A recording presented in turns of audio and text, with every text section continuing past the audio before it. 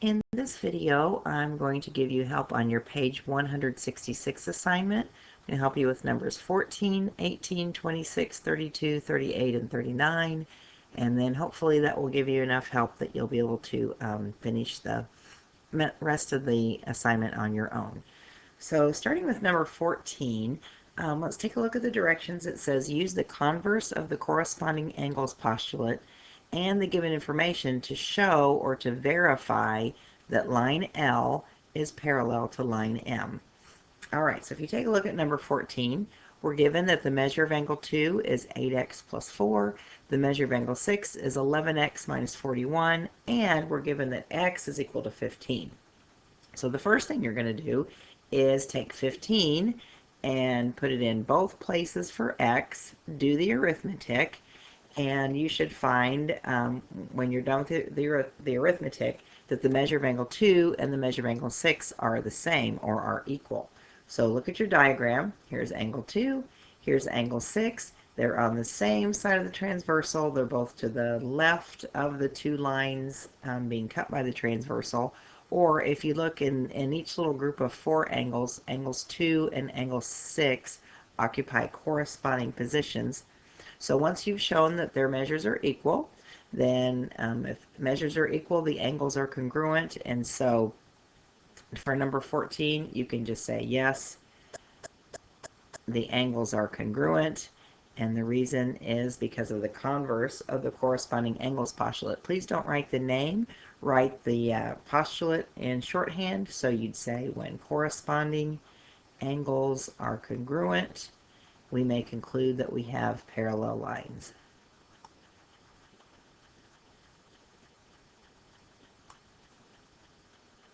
All right, next we're going to take a look at number 18.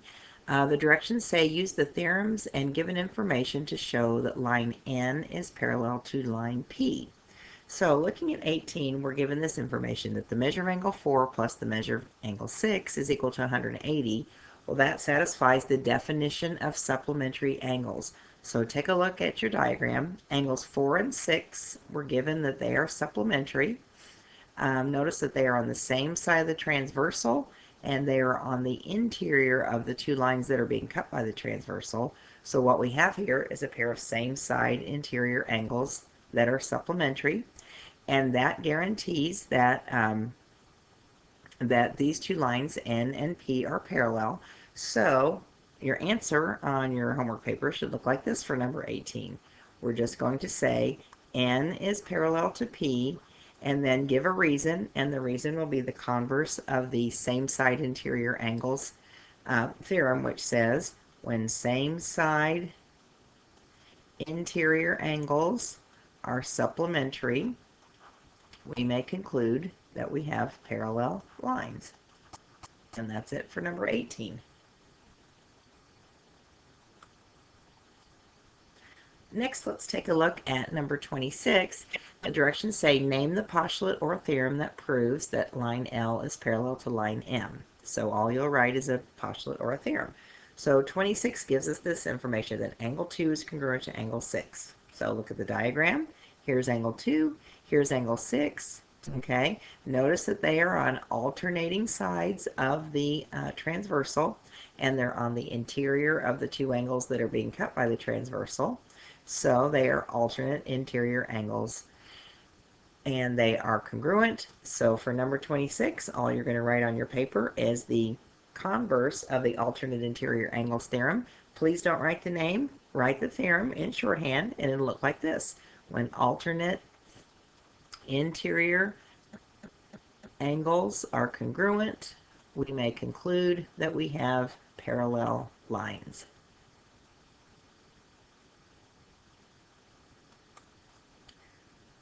Now let's take a look at number 32. For this whole section, notice the directions. It says for the given information, tell which pair of lines must be parallel, and also you're going to name the postulate or theorem that supports your answer. So you should have 2 parts to every answer for this section. So looking at number 32, we are given that angle 1 is congruent to angle 7. So take a look at your diagram. We have angle 1 right here. We have angle 7 right here. Notice that this is our transversal. It's the line that cuts two, in this case, three other lines, creating angles 1 and 7. 1 and 7 are on alternating sides of this transversal, and for this diagram, you can just ignore angle M. It has nothing, or not this diagram, but this problem, not angle M, sorry, line M has nothing to do with this problem. We're just going to look at the transversal and the two lines that it intersects, okay? Notice that angles 1 and 7 are on alternating sides of that transversal, and they're on the exterior of the two lines. This is the interior, so they're on the exterior of the two lines that are being cut by the transversal. So that's enough to guarantee that we have parallel lines. So the first thing you'll say for number 32 on your homework paper, you will say that line L is parallel to line N, and then you need to give a reason. And the reason would be the converse of the alternate exterior angles theorem, which says when alternate exterior angles are congruent, we may conclude that we have parallel lines. And that's it for number 32.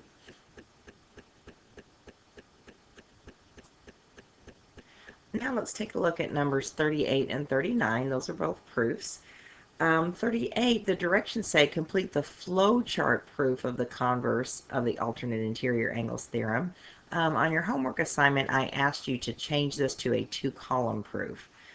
We will be talking about flowcharts later, but just a brief introduction. Flowchart proofs are proofs that use the same logic, the same deductive reasoning that we use when we write two-column proofs, but they're just organized in a more visual format.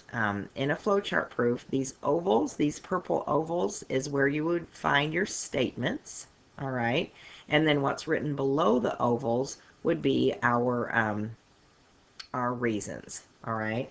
So same information, just organized so it looks a little bit different. So what you're going to do is take these four statements in the purple ovals, put them on the left side. Those will be your statements.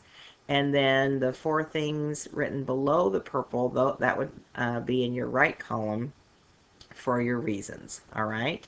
So just take this information and convert it to a two-column proof, and then fill in the blanks.